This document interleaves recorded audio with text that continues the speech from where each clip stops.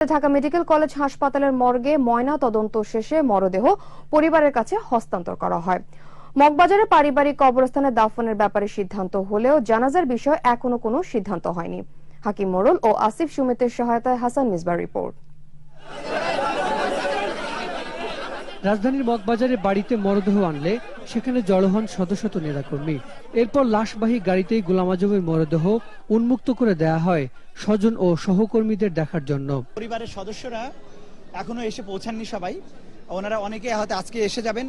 ওনাদের আসার পরে ওনারা পারিবারিকভাবে একটা সিদ্ধান্ত নেবেন যে জানাজাটি কখন হবে অথবা কে ইমামতি করবেন। জামায়াতের পক্ষ থেকে দাবি জানানো হয় গোলাম আজমকে দেখতে আসা মানুষদের যেন বাধা দেয়া না হয়।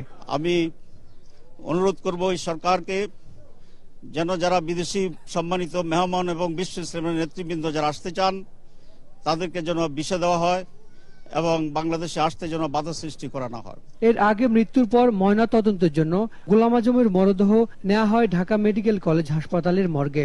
শুক্রবার সকালে ময়না তদন্ত সম্পন্ন করে সকাল 7:30টার দিকে পরিবারের কাছে মরদেহ হস্তান্তর করে কারা কর্তৃপক্ষ।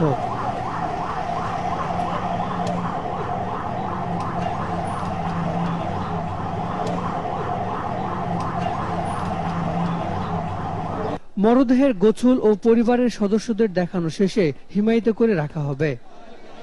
গোলাম আজমের ছেলেরা দেশের বাইরে থাকায় পরিবার তার জানাজার ব্যাপারে এখনো কোনো সিদ্ধান্ত নেয়নি। তবে সবাই দেশে ফিরে আসলেই শনিবার দাফন ও জানাজার ব্যাপারে সিদ্ধান্ত নেওয়া হবে বলে জানানো হয়েছে পরিবারের পক্ষ থেকে। হাসান মিসবাহ, 21 টেলিভিশন, ঢাকা।